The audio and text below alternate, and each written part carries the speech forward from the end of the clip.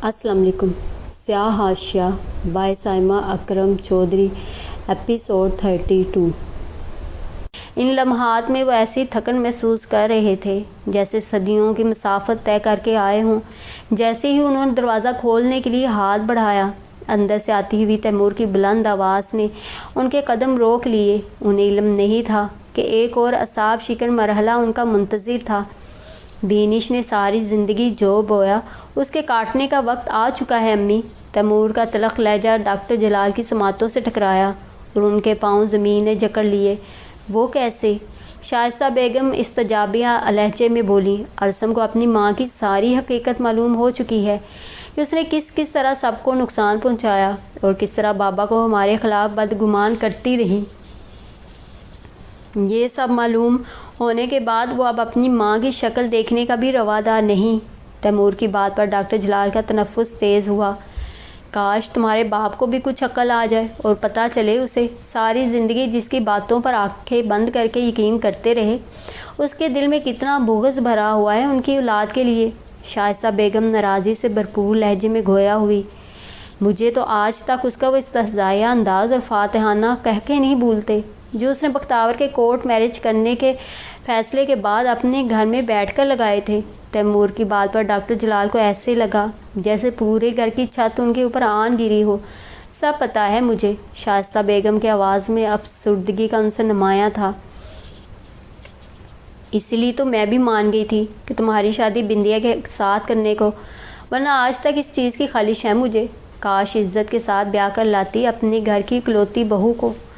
शाइस्ता बेगम के मुंह से निकलने वाली इन फ़िक्रों से डॉक्टर जलाल के मन में ऐसी फांस चुभी कि सांस लेना मुहाल हो गया। आज कैसे कैसे क़यामत ख़ेज़ राज खुल रहे थे उनके सामने। मैंने और बिंदिया ने तो इंग्लैंड जाते ही मुंशी चाचा से माफ़ी मांग ली थी। अल्लाह बख्शे उन्हें, जब तक ज़िंदा रहे हमेशा राब्ता रहा उनसे। तैमूर की बात पर उनके होंठ सख्ती से एक दूसरे में पेवस्त हो गए। आज की तारीख़ में वो मज़ीद इंकशाफ़ात नहीं सुन सकते थे, इसलिए दिल कड़ा करके अंदर चले आए। सामने ही तैमूर अपनी वालदा की गोद में सर रखे सोफ़े पर लेटे हुए थे।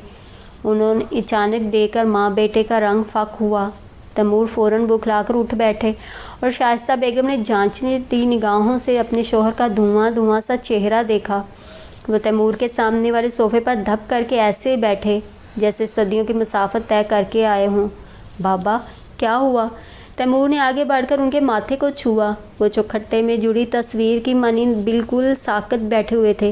एक गिलास ठंडा पानी दो मुझे। उनकी आवाज़ में एकदम बड़बड़ाहट से ज़्यादा नहीं थी। तैमूर, मेरे कंधे पर दबाव डालो ज़रा। उनके मुंह से निकलने वाले अल्फाज ने दोनों माँ बेटे को हक्का बक्का कर दिया। आज 20-22 साल के बाद उन्होंने अपने बेटे का नाम लिया था। तैमूर का दिल खुशी के गहरे एहसास से भर गया। वो जल्दी से आगे बढ़े और सोफ़े की पुश्त से आकर अपने बूढ़े बाप के कंधे नरमी से दबाने लगे। लाउंज में दाखिल होती बीनिश ने ये मंज़र सख्त बेयकीनी से देखा। उन्होंने लाशऊरी तौर पर अपनी आंखों को मसला, लेकिन इस तलख मंज़र में कोई तब्दीली वाक़या नहीं हुई।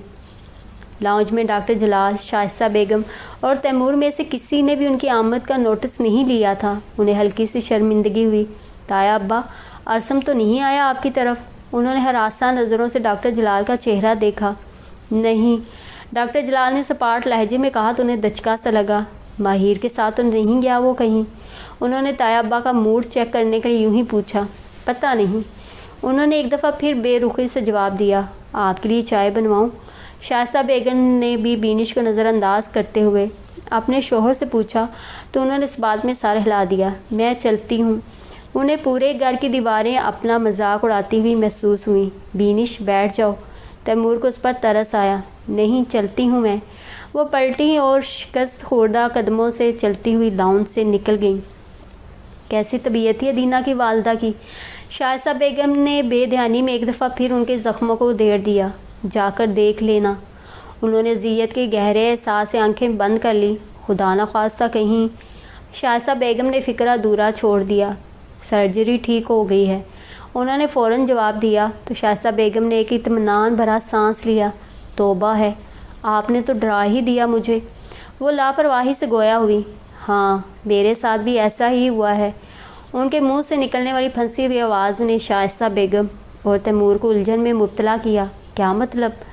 وہ نا سمجھی کے عالم میں اپنے شوہر کا چہرہ دیکھنے لگی۔ کچھ نہیں، تیمور کے ساتھ جا کر مل لا اس سے تم سب کی ضرورت ہے شاید۔ انہوں نے نرمی سے تیمور کے ہاتھ پیچھے کیے اور تھکے تھکے قدموں کے ساتھ لاؤنج سے نکل گئے۔ تیمور نے الجھ کر اپنی ماں کا چہرہ دیکھا۔ ادینہ کی وجہ سے کہہ رہے ہوں گے، ریدا کی بہت اچھی دوست جو ہے وہ۔ انہوں نے سر جھٹک کر وضاحت کی تو ان کی الجھن بھی سلجھ گئی۔ دونوں ماں بیٹا فوراً ہی مطمئن ہو گئے تھے۔ بڑی اماں نے جلدی جلدی میز پر رکھی چیزیں سمیٹنا شروع کر دیں۔ میں دیکھتا ہوں کیسے نہیں جاتی میرے ساتھ۔ ارسم نے غصے سے ریدا کا بازو پکڑا اور تقریباً گھسیٹتا ہوا اپنی گاڑی کی طرف بڑھنے لگا۔ پارکنگ میں کھڑے لوگوں نے حیرانگی سے یہ منظر دیکھا۔ یہ کیا کر رہے ہو تم؟ ریدا بوکھلا گئی۔ جب انسانوں کی طرح بات نہیں مانو گی تو ایسا ہی کروں گا۔ اس کی آنکھوں میں خفگی کا ایک جہان آباد ہوا۔ چھوڑو میرا ہاتھ، میں خود چل لوں گی۔ اس نے جھنجھلا کر زبردستی اپنا ہاتھ چھڑایا اور پاؤں پٹکتی ہوئی گاڑی میں جا کر بیٹھ گئی۔ پرابلم کیا ہے تمہارے ساتھ؟ تم نے کیا زندگی کو کوئی 3 گھنٹے کی فلم سمجھ لیا ہے جو اتنے نخرے دکھا رہی ہو؟ اور جو تم دیوداس بننے کی ناکام کوشش کر رہے ہو وہ کیا ہے؟ وہ بھی ایک دم پھٹ پڑی۔ یہ سب تمہارے فضول فیصلوں کا نتیجہ ہے۔ میں نے تمہیں کہا تھا کہ مت پڑھو اور 2 سبجیکٹس میں فیل ہو جاؤ۔ ریدا نے جل کر تانا دیا۔ ارسم کو ایک جھٹکا لگا۔ تم کتنے ٹیسٹوں میں فیل ہوتی رہی ہو؟ اگر چاہو تو انگلیوں پر حساب کر کے بتا سکتا ہوں، لیکن کوئی ایک ایسا موقع بتاؤ جب میں نے تمہاری ناکامی پر تمہیں اس طرح سے ٹریٹ کیا ہو اور اس طرح تاک کر طنز کے تیر چلائے ہوں۔ اس کے سرد لہجے پر ریدا پر گھڑوں پانی پڑ گیا۔ وہ بالکل سچ کہہ رہا تھا۔ ریدا نے شرمندگی سے سر اٹھا کر اس کی طرف دیکھا۔ کیا کچھ نہیں تھا ارسم کے چہرے پر؟ دکھ، غم، گلے شکوے اور دنیا جہان کی ناراضگیاں۔ ایسا لگتا تھا جیسے وہ ریدا سے ہی نہیں، ساری دنیا سے ہی خفا ہو۔ میں دیکھتا ہوں کیسے نہیں جاتی ہو تم میرے ساتھ۔ ارسم نے غصے سے ریدا کا بازو پکڑا اور تقریباً گھسیٹتا ہوا اپنی گاڑی کی طرف بڑھنے لگا۔ پارکنگ میں کھڑے لوگوں نے حیرانگی سے یہ منظر دیکھا۔ یہ کیا کر رہے ہو تم؟ ریدا بوکھلا گئی۔ جب انسانوں کی طرح بات نہیں مانو گی تو ایسا ہی کروں گا۔ اس کی آنکھوں میں خفگی کا ایک جہان آباد ہوا۔ چھوڑو میرا ہاتھ، میں خود چل لوں گی۔ اس نے جھنجھلا کر زبردستی اپنا ہاتھ چھڑایا۔ ارسم نے ڈرائیونگ سیٹ پر بیٹھتے ہوئے بہت غصے سے اپنی سائیڈ کا دروازہ بند کیا اور خفگی سے اس کا کندھا اپنی جانب موڑا۔ پرابلم کیا ہے تمہارے ساتھ؟ تم نے کیا زندگی کو کوئی 3 گھنٹے کی فلم سمجھ لیا ہے جو اتنے نخرے دکھا رہی ہو؟ اور جو تم دیوداس بننے کی ناکام کوشش کر رہے ہو وہ کیا ہے؟ وہ بھی ایک دم پھٹ پڑی۔ یہ سب تمہارے فضول فیصلوں کا نتیجہ ہے۔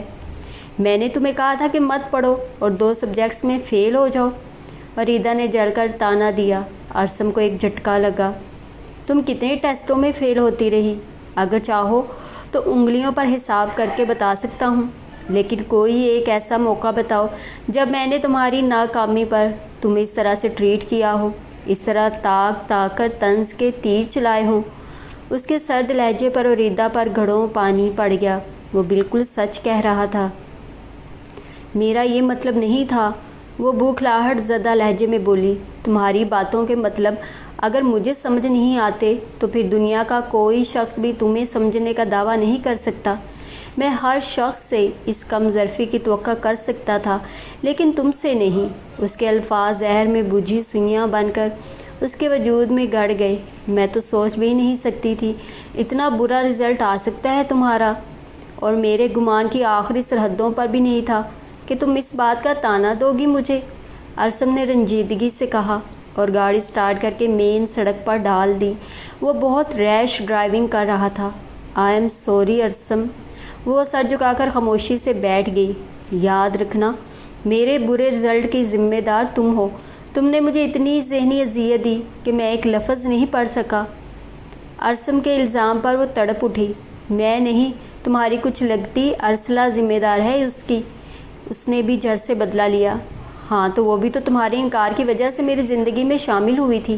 میں نے کہا تھا تمہیں ارسلہ سے انگیجمنٹ کر لو، اس نے چڑھ کر اس کا سرخ چہرہ دیکھا۔ ظاہر سی بات ہے، تمہارے انکار کے بعد مجھے کہیں نہ کہیں تو انگیج ہونا ہی تھا، وہ ناراض لہجے میں گویا ہوا۔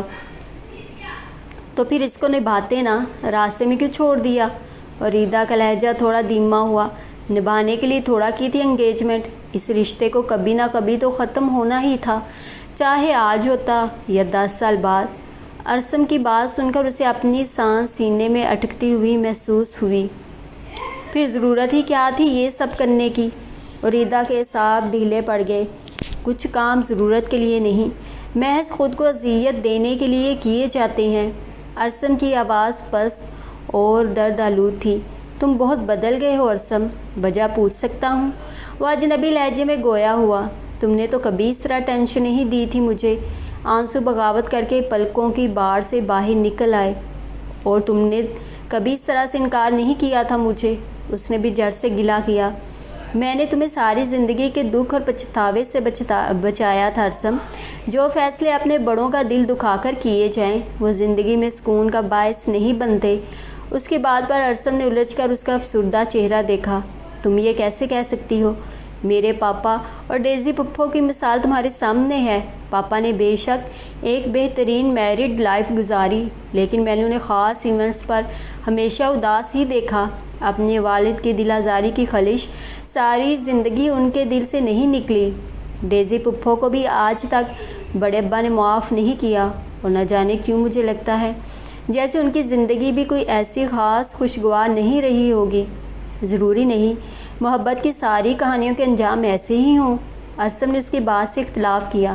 محبت کی نہ صحیح، لیکن بغاوت اور سرکشی سے کیے جانے والے فیصلوں کا انجام زیادہ تر یہی ہوتا ہے۔ اس کا سنجیدہ لہجے پر ارسم چپ کر گیا۔ ان کی گاڑی اب گھر کے گیٹ تک پہنچ چکی تھی۔ کیا ابھی تک ناراض ہو مجھ سے؟ اریدا نے اسٹیئرنگ پر رکھے اس کے ہاتھ پر اپنا ہاتھ بڑی محبت سے رکھا۔ اس کی آنکھیں آنسوؤں سے لبالب بھری ہوئی تھیں۔ تم سے نہیں، خود سے خفا ہوں۔ اس کے ہاتھوں کے لمس نے اسے بے بس کیا۔ میں تم سے الگ تو نہیں ہوں ارسم۔ آنسو پلکوں کی باڑ عبور کر کے اس کے گالوں تک پہنچ گئے۔ اس لیے تو کہتا ہوں، مجھ سے الگ رہ کر کیسے خوش رہو گی؟ لیکن بڑے ابا اور سب لوگوں کو خفا کر کے بھی میں خوش نہیں رہ سکتی۔ اس کی بات پر ارسم پھیکے سے انداز میں مسکرایا۔ اسے اریدا کا مسئلہ سمجھ میں آ گیا تھا۔ وہ اپنی حساس طبیعت کی بنا پر کسی کو بھی دکھ دینا نہیں چاہتی تھی۔ میرے سامنے رویا مت کرو ریدا، مجھے لگتا ہے جیسے کوئی میری روح بدن سے کھینچ کر نکال رہا ہو۔ ایک زخمی سا تاثر اس کی نگاہوں میں اترا۔ تم دنیا کے واحد بندے ہو جس کے سامنے میں اپنا کوئی بھی جذبہ نہیں چھپا سکتی۔ محبت کرتی ہو نا مجھ سے؟ ارسم نے پہلی دفعہ ڈائریکٹ انداز میں پوچھا تھا اس سے۔ یہ بھی کوئی پوچھنے والی بات ہے؟ دنیا جہان کی افسردگی اس کی نم آنکھوں میں سمٹ آئی تھی۔ ارسم کو یوں لگا جیسے پورا سمندر اداس ہو۔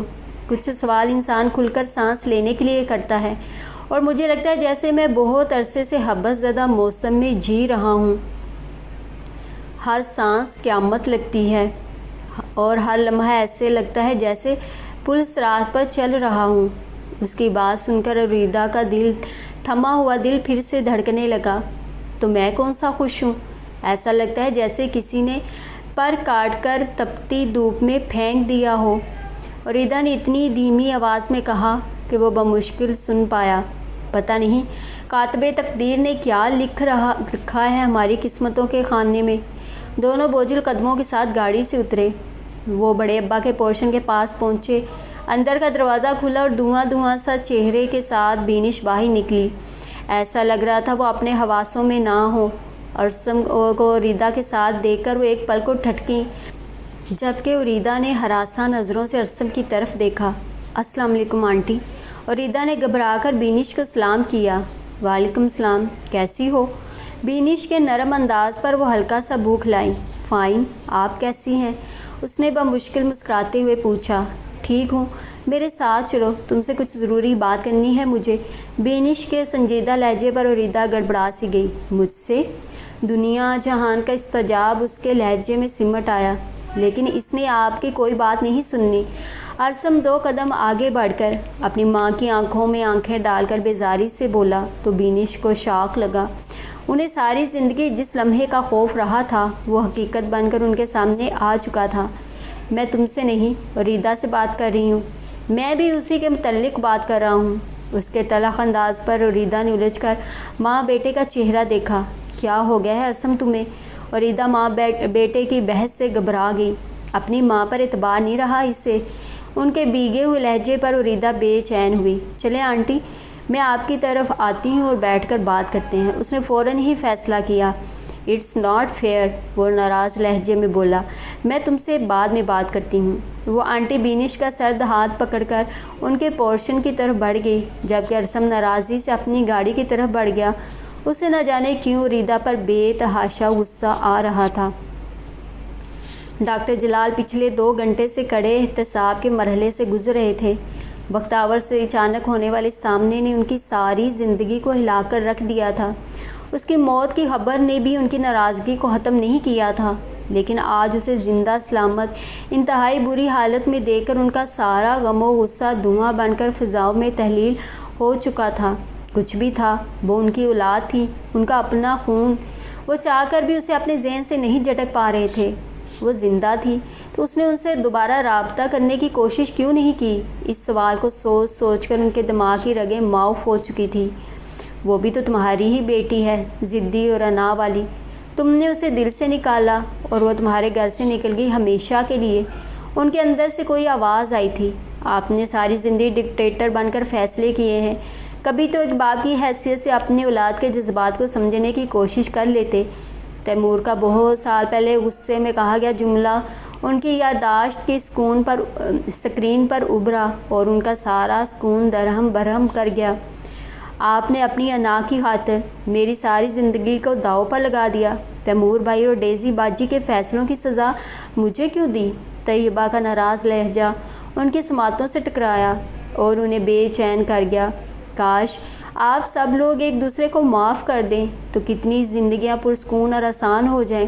یہ بات مشکل سے ہی لیکن ناممکن نہیں ہے بڑے ابا. ریدا کی بات بھی انہیں اسی ظالم لمحے میں یاد آئی. ساری زندگی خود بھی اذیت میں گزاری اور اپنے بچوں سے بھی ان کی خوشیاں چھین لی. ان کا ضمیر استہزائیہ انداز میں ان پر ہنسا. میں نے تو اپنے بچوں کو غلط فیصلوں سے بچانے کی کوشش کی تھی. انہوں نے خود کو تسلی دینے کی کوشش کی. تمہارے بچوں نے غلط فیصلوں کے ساتھ بھی خوشحال زندگیاں بسر کر لیں اور تم ساری زندگی اپنی انا کے جلتے انگاروں پر کھڑے کڑتے رہے. ایک اور بے باک سی آواز ان کے اندر سے ابھری اور وہ اپنا سر تھام کر بیڈ پر بیٹھ گئے. وہ مختلف آوازوں کے ہجوم میں اکیلے لڑتے لڑتے نڈال ہو چکے تھے. ضمیر کی عدالت میں ان کا ہر غلط فیصلہ ان کے سامنے آ کر ان کا منہ چڑھا رہا تھا. شائستہ بیگم آہستگی سے کمرے کا دروازہ کھول کر اندر آئیں تو ڈاکٹر جلال کو دونوں ہاتھوں سے اپنا سر تھامے بے بس انداز میں بیٹھے دیکھ کر گھبرا گئیں. کیا ہوا آپ کو؟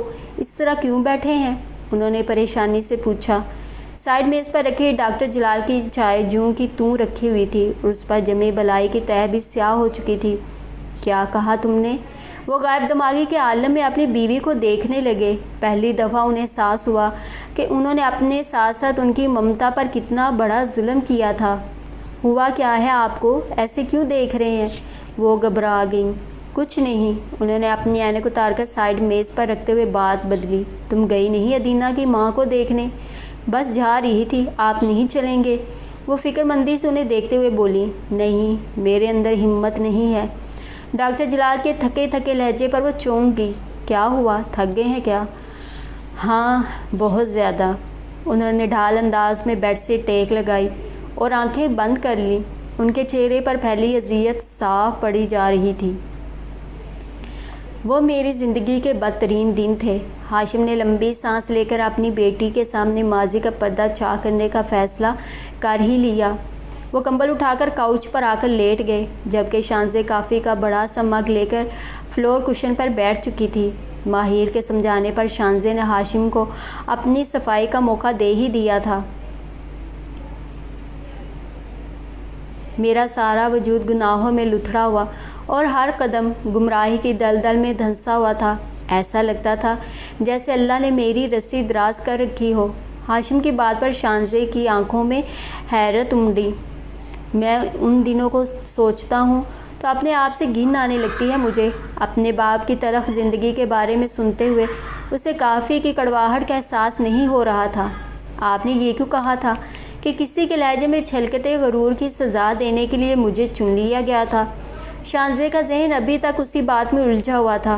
بعض دفعہ انسان دانستہ یا غیر دانستہ طور پر بڑی بڑی باتیں کر جاتا ہے اور یہ بھول جاتا ہے کہ کئی دفعہ آپ کے کہے گئے لفظوں کا تاوان آپ کی اولاد کو بھی بھرنا پڑ سکتا ہے۔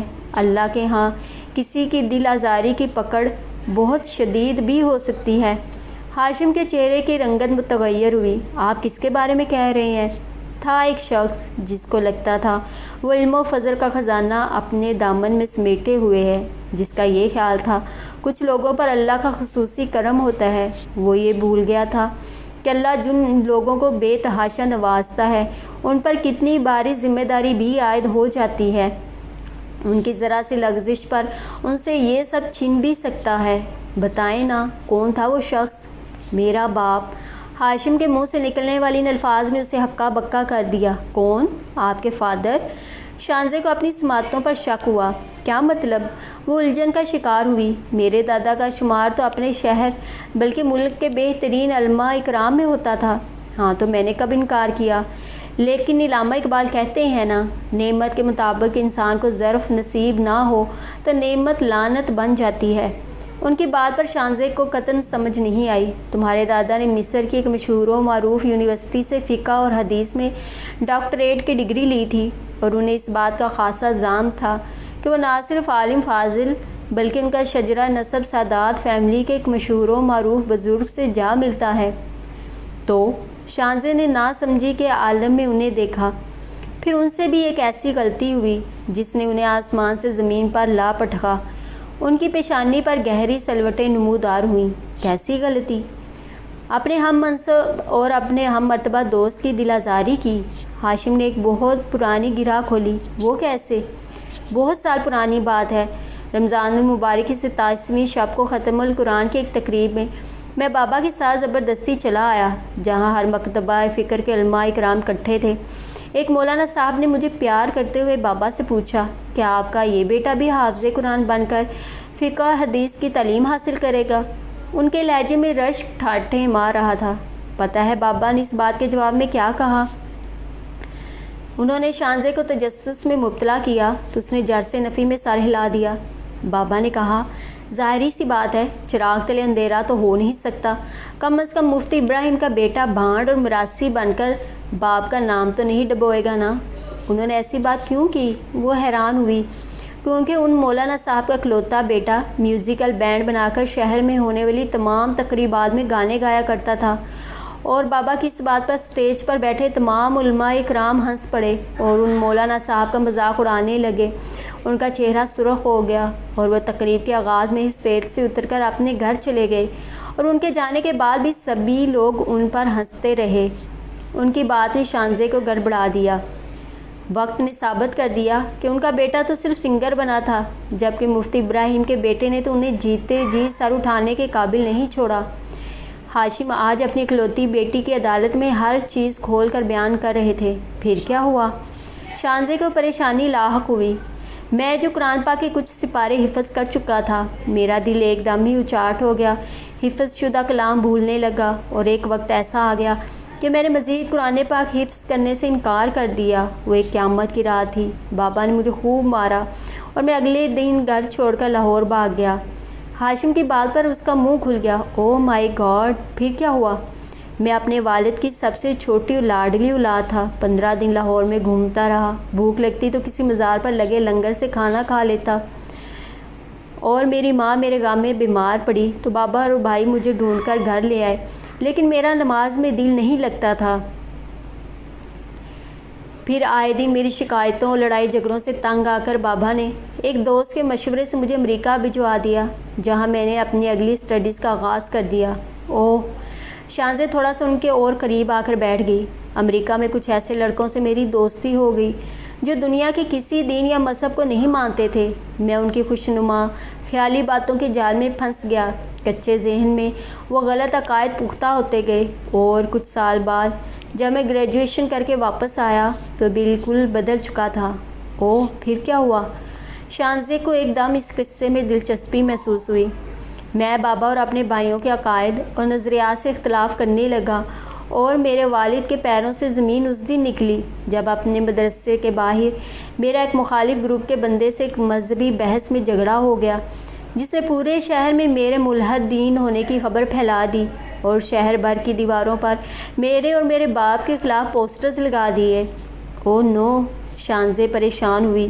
والد صاحب اور میرے بڑے بھائیوں نے مجھے راہ راست پر لانے کی خوب کوشش کی، لیکن میں اپنے ملحدانہ نظریات سے 1 انچ بھی پیچھے ہٹنے کو تیار نہیں تھا۔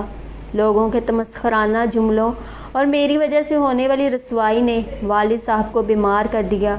وہ کئی گھنٹے تلاوت کرتے اور اللہ سے اپنے نادانستگی میں کیے گئے گناہوں پر توبہ کرتے۔ بابا سراپا بدل گئے تھے۔ ایک اتنا بڑا عالم دین اسکالر بندہ اپنے بیٹے کے عقائد کی درستگی کے لیے اپنے مختلف دوستوں کے ساتھ رجوع کرنے لگا۔ وہاں سے کام نہیں بنا تو عاملوں اور پیروں کے آستانوں پر حاضریاں دینے لگے، اور تب بھی کچھ نہ بنا تو مجھے میرا حصہ دے کر فارغ کر دیا۔ اس کے بعد بابا نے لوگوں سے ملنا چھوڑ دیا۔ ان کا سارا تنتنا ان کی ایک اولاد نے ختم کر دیا۔ کتنا بد نصیب تھا میں! ہاشم کی آواز بھرا گئی۔ میری ذہنی پراگندگی بڑھتی جا رہی تھی۔ دنیا کی کوئی ایسی جگہ نہیں تھی جہاں مجھے سکون ملتا۔ تنگ آ کر میں نے یونیورسٹی میں ایڈمیشن لے لیا اور لوگوں کی خدمت کر کے اپنا اضطراب ختم کرنے کی کوشش کرتا۔ میری اپنی ہی فلسفی تھی، کوئی دلیل اور منطق میرے دل پر اثر نہیں کرتی تھی۔ ایسا لگتا تھا جیسے اللہ نے میرے دل پر مہر لگا دی ہو۔ وہ بات کرتے کرتے خلا میں گھورنے لگے اور پورے کمرے میں بوجھل سی خاموشی کا راج ہو گیا۔ وریدہ ساکن پلکوں کے ساتھ انہیں دیکھ رہی تھی۔ بینش کی آنکھیں متورم، چہرہ بوجھا ہوا اور بال آپس میں الجھے ہوئے تھے۔ ملگجے اور سلوٹوں سے بھرے ہوئے لباس میں وہ اس وقت ایک بھٹکی ہوئی روح کی مانند لگ رہی تھیں۔ وریدہ کو یقین آ گیا تھا، وقت کے حال بہت بے رحم ہوتے ہیں۔ ہر شخص کو اپنے کیے کی ایک سزا دنیا میں بھی بھگتنی پڑتی ہے۔ تم سمجھاؤ اسے، اپنی زندگی خراب نہ کرے، تمہاری بات تو مانتا ہے وہ۔ رت جگہوں کی ماری ہوئی بینش تھکن گزیدہ لہجے میں بولی تو وریدہ کو کرنٹ سا لگا۔ وہ تو سوچ بھی نہیں سکتی تھی کہ بینش کبھی اس سے اس قسم کی بات بھی کر سکتی ہیں۔ خفا ہو گیا ہے وہ مجھ سے، نفرت کرنے لگا ہے وہ اپنی ماں سے۔ اسے لگتا ہے میں اس دنیا کی سب سے بری عورت ہوں۔ وہ گویا دیوانگی کے عالم میں خود کلامی کرتے ہوئے رونے لگیں۔ اس سے کہو اپنی ماں کی زندگی کا واحد اثاثہ ہے وہ۔ اگر یوں ہی خفا رہا تو میرا سانس بند ہو جائے گا۔ آپ پریشان نہ ہو آنٹی، میں نے کافی سمجھایا ہے اس سے۔ اور ریدا نے محتاط انداز میں انہیں تسلی دینے کی کوشش کی۔ لوگ کیا کہیں گے؟ بینش حماد اپنے ایک بیٹے کی پرورش بھی ڈھنگ سے نہ کر سکی۔ اس کے لیے میں نے اپنی ساری زندگی داؤ پر لگا دی۔ وہ مجھے کہتا ہے کہ میں سائیکو پیشنٹ ہوں اور مجھے ٹریٹمنٹ کی ضرورت ہے۔ ٹھیک ہو جائے گا وہ آنٹی، آپ کیوں پریشان ہو رہی ہیں؟ اسے بتاؤ میری زندگی کی واحد جمع پونجی ہے وہ، میں کیسے اسے برباد ہوتے ہوئے دیکھ سکتی ہوں؟ وہ اونچی آواز میں رونے لگیں۔ کچھ نہیں ہوگا اسے، مان جائے گا وہ۔ میری زندگی میں اس کے اور آغا جی کے سوا ہے ہی کون؟ کیوں اذیت دے رہا ہے وہ مجھے؟ ان کی ذہنی روح ایک دفعہ پھر بھٹک گئی۔ اللہ نے سزا دی ہے مجھے۔ میں نے طیبہ کا دل ان کے اکلوتے بیٹے کی نفرت سے بھر دیا تھا، اور آج تقدیر نے میرے بیٹے کو مجھ سے بدگمان کر دیا۔ وہ اس وقت خود احتسابی کے کڑے مراحل سے گزر رہی تھیں۔ اللہ بہتر کرے گا، آپ ریلیکس رہیں پلیز۔ اور ریدا کو سمجھ نہیں آ رہی تھی کہ انہیں کس طرح تسلی دے۔ ارسم آپ سے زیادہ دیر خفا رہ ہی نہیں سکتا، آپ میری بات کا یقین کریں۔ اور ریدا نے نرمی سے ان کے بکھرے ہوئے بال سمیٹے۔ تم مجھے معاف کر دو گی تو اس کا بھی دل صاف ہو جائے گا۔ انہوں نے ایک دم ہی اس کے آگے اپنے دونوں ہاتھ جوڑ دیے، اور ریدا کو کرنٹ سا لگا۔ یہ آپ کیا کر رہی ہیں آنٹی؟ آپ میری ماؤں جیسی ہیں، بھلا مائیں بھی اپنی بیٹیوں سے معافی مانگتی ہیں۔ اور ریدا نے بے اختیار ان کے ہاتھ کا بوسہ لیا۔ بینش اس کا بازو پکڑے بے یقینی سے دیکھنے لگی۔ تم بہت اچھی لڑکی ہو، میں نے تمہارے ساتھ اچھا نہیں کیا۔ آپ بھی بہت اچھی ہیں، مجھے معلوم ہے، تم محض میرا دل خوش کرنے کو ایسا کہہ رہی ہو۔ وہ پھیکے سے انداز میں مسکرائیں۔ ایسا نہیں ہے، آپ مجھ پر ٹرسٹ کریں۔ تم پر اعتبار تھا تو اپنے دل کا بوجھ ہلکا کیا ہے تمہارے ساتھ۔ انہوں نے تھوڑا سا خود کو سنبھالا۔ میرا آپ سے وعدہ ہے، ارسم خود آ کر آپ سے معافی مانگے گا اور وہی کرے گا جو آپ چاہیں گی۔ میں تمہارا یہ احسان ساری زندگی نہیں بھولوں گی۔ بینش کی بات پر اوریدا ان کی طرف دیکھتی رہ گئی۔ او میرے خدایا، آپ سب کچھ جانتے تھے؟ ادینہ سخت تعجب اور بے یقینی سے عبداللہ کا چہرہ دیکھ رہی تھی جو اس کی حیرانگی پر مسکرا رہا تھا۔ آپا صالحہ کی طبیعت کافی بہتر تھی اور اسی وجہ سے وہ دونوں باہر نکل آئے۔ راستے میں ادینہ نے اسے آپا کے ماضی کی داستان مختصراً سنائی۔ وہ خاموشی سے کوئی بھی لقمہ دیے بغیر اس کی بات سنتا رہا۔ یہ اس کی عادت تھی۔ وہ ادینہ کی چھوٹی سے چھوٹی اور عام بات بھی بہت غور سے سنتا تھا۔ آپ کو یہ سب جان کر حیرت نہیں ہوئی؟ ادینہ نے سوالیہ نظروں سے اس کی جانب دیکھا۔ نہیں، یک لفظی جواب نے اسے حیران کیا۔ کیوں؟ اس لیے کہ میں یہ سب پہلے سے جانتا تھا۔ کب سے؟ وہ بغیر پلکیں جھپکائے بے یقینی سے اس کی طرف دیکھ رہی تھی۔ بہت سالوں سے۔ تو آپ نے مجھے کیوں نہیں بتایا؟ تم تو میرے سائے سے بھی دور بھاگتی تھی۔ ذرا یاد کرو، پھر کس طرح بتاتا؟ آپ کو کس نے بتائی تھی یہ ساری باتیں؟ آپا نے خود۔ عبداللہ کے جواب پر اسے ایک دفعہ پھر کرنٹ سا لگا۔ وہ چلتے چلتے رک گئی۔ کب اور کس وقت؟ جب تمہارے اور میرے پرپوزل کی بات چلی تھی، تمہارے بابا اور آپا نے مجھے بٹھا کر ایک ایک بات بتائی تھی تاکہ مستقبل میں تمہیں اس حوالے سے کوئی پریشانی نہ ہو۔ لیکن میں یہ ہرگز نہیں جانتا تھا کہ آپا کے والد ڈاکٹر جلال ہیں اور اوریدا ان کی بھتیجی ہے۔ عبداللہ نے صاف گوئی سے اعتراف کیا۔ ہاں، آپا بھی نہیں جانتی کہ میں اس حقیقت سے واقف ہوں۔ ویسے ڈاکٹر جلال کے گھر سے ابھی تک کوئی آیا نہیں۔ بڑے ابا کی خاموشی تو کسی طوفان کا پیش خیمہ لگ رہی ہے مجھے۔ ادینہ ٹھیک ٹھاک پریشان ہوئی۔ وہ دونوں چلتے چلتے آپا صالحہ کے کمرے میں پہنچ چکے تھے۔ جیسے ہی دروازہ کھلا تو سامنے مونا اور بیبے کو دیکھ کر حیران ہو گئے۔ مونا ایک دن پہلے ہی اپنے والدین سے ملنے حویلیاں شہر گئی تھی اور آپا صالحہ کی سرجری کی اطلاع اسے بیبے نے دی تو وہ فوراً ہی ان کے ساتھ راولپنڈی پہنچ گئی۔ بہت بری ہیں آپ ادینہ باجی، کم از کم آپا کے آپریشن کی اطلاع تو کر دیتی۔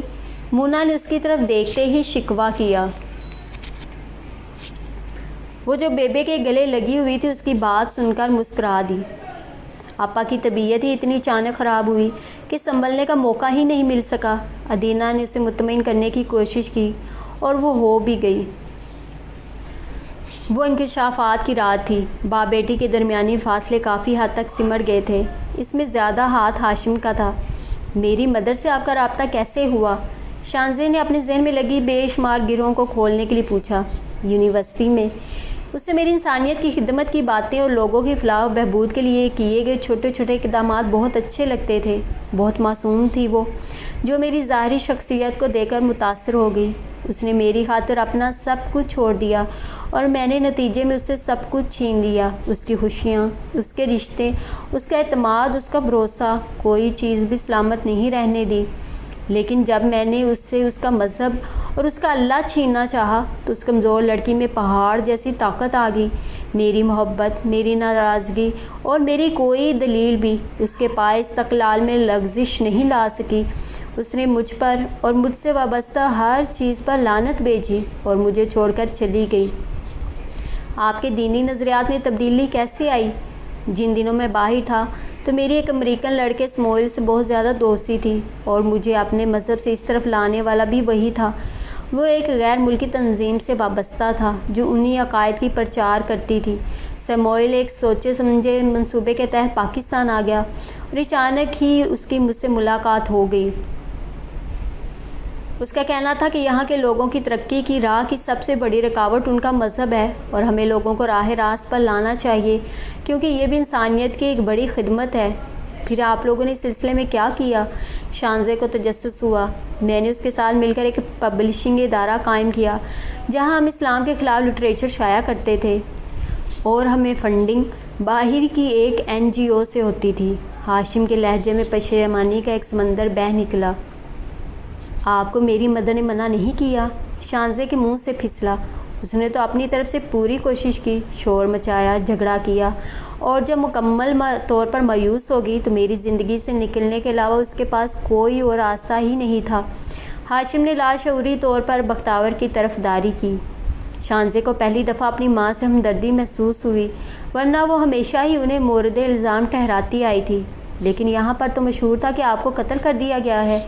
شانزے نے ہلکا سا جھجک کر پوچھا۔ اصل میں امریکہ میں ایک مسلمان سیاہ فام سے میری دینی بحث کے دوران ٹھیک ٹھاک ہاتھا پائی ہوئی تھی اور اس نے چاقو سے وار کر کے مجھے زخمی کر دیا۔ اپنی طرف سے وہ مجھے مار کر سڑک پر پھینک کر چلا گیا۔ میرے کچھ دوست سمجھے کہ میں مر چکا ہوں۔ انہوں نے ہسپتال لے جانے سے پہلے ہی پاکستان فون کر کے میرے مرنے کی اطلاع دے دی، لیکن اللہ نے شاید مجھ سے کوئی خاص کام لینا تھا اس لیے بچا لیا۔ ویسے بھی بختاور کے چلے جانے کے بعد میرا سب رشتوں سے ہی اعتبار اٹھ گیا تھا۔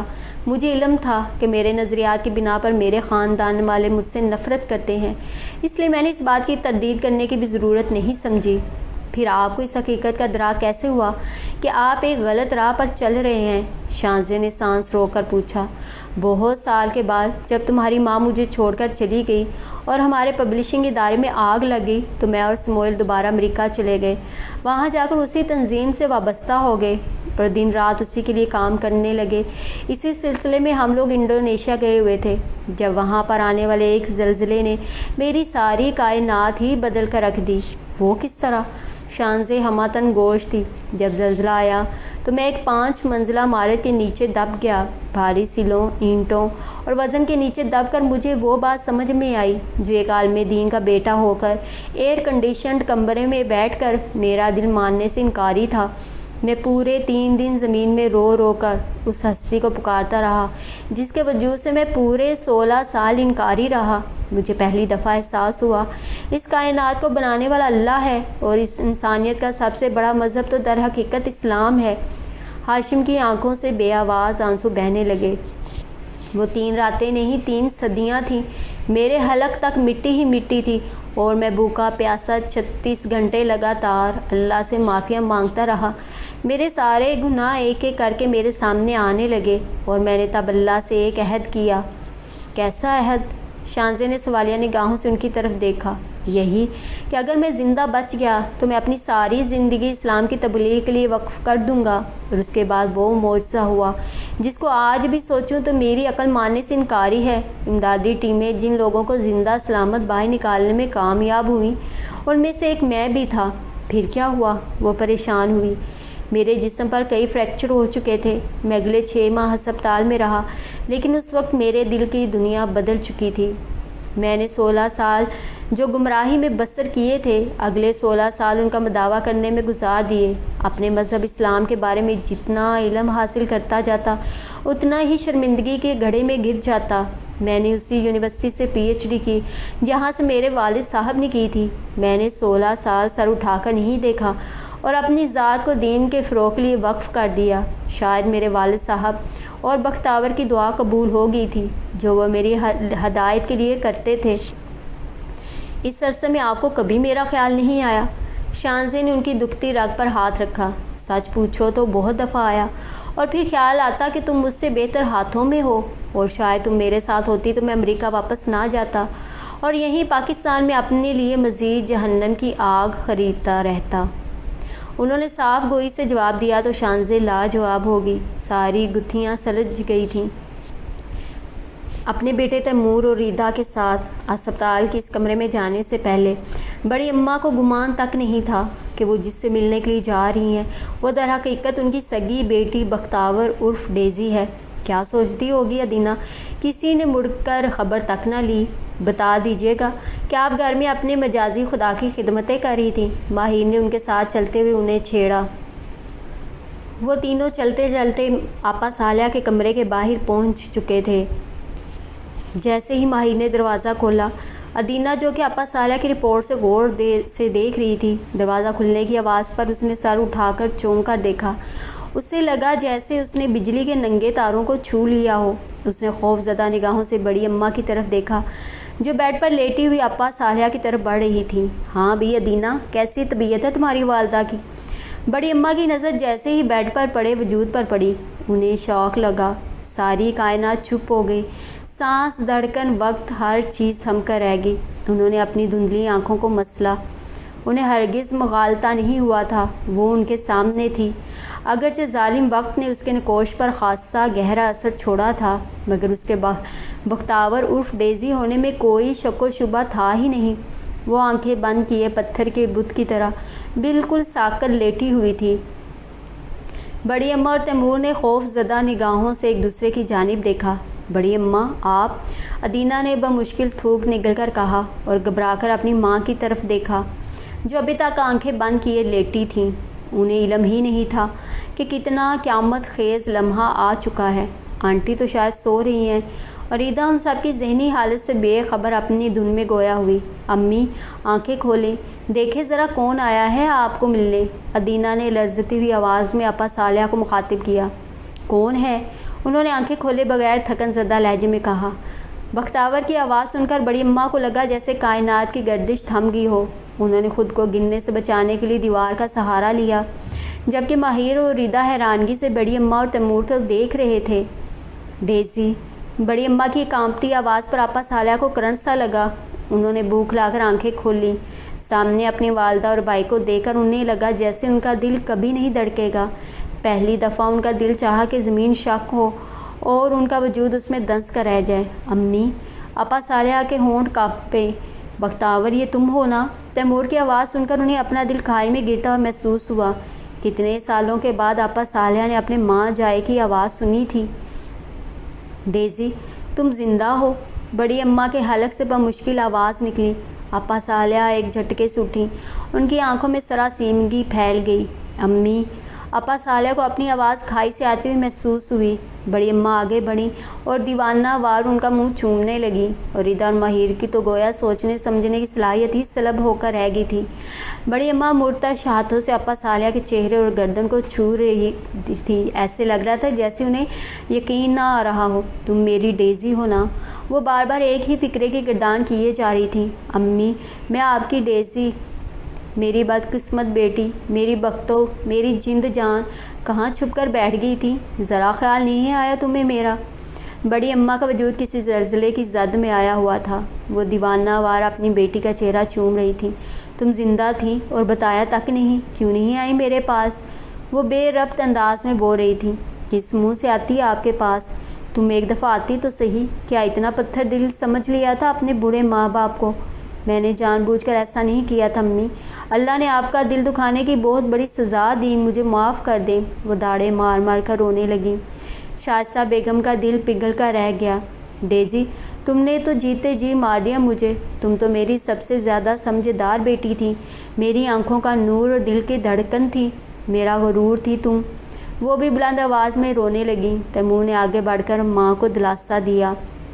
ماہر اور ریدا اب ساری کہانی سمجھ چکے تھے۔ میں آپ کو اپنی شکل کیسے دکھاتی؟ ساری دنیا میں تو رسوا کر دیا تھا آپ کو، کس منہ سے آتی؟ میرے اندر اتنی ہمت نہیں تھی، بہت بدقسمت ہوں میں، اپنے ہاتھوں سے خود کو برباد کر دیا۔ وہ اور بھی شدت سے رونے لگیں۔ بڑی اماں پلیز ٹیک اٹ ایزی۔ ماہی نے آگے بڑھ کر ان کے کندھے پر ہاتھ رکھا اور انہیں سامنے کرسی پر بٹھایا۔ کیا حالت کر رکھی ہے تم نے اپنی؟ تیمور کا دل خراب ہوا۔ بہت شرمندہ ہوں میں آپ لوگوں سے۔ آپا صالحہ نے بے اختیار اپنے بھائی کے سامنے ہاتھ جوڑ دیے۔ وہ ان کے ہاتھ تھام کر خود بھی بے اختیار رونے لگے۔ پورے کمرے کا ماحول ہی ایک دم جذباتی ہو گیا تھا۔ ادینہ جس لمحے سے خوف زدہ تھی وہ آ کر آسانی سے گزر گیا۔ وہ دن آپا صالحہ کی زندگی میں بے شمار خوشیاں لے کر آیا تھا۔ ماہی نے فون کر کے طیبہ پھپھو اور سرمد کو بھی بلا لیا تھا۔ کمرے میں ایک دم ہی ہلچل مچ گئی۔ بڑی اماں کو یقین ہی نہیں آ رہا تھا۔ وہ جس بیٹی کو مردہ سمجھ کر ہر سال قرآن خوانی کرواتی ہیں، وہ ان کے سامنے بالکل زندہ سلامت ہے۔ وہ پورے 5 گھنٹے وہاں گزار کر گھر واپس آئی تھیں۔ انہیں معلوم تھا ایک مرحلہ ابھی باقی ہے۔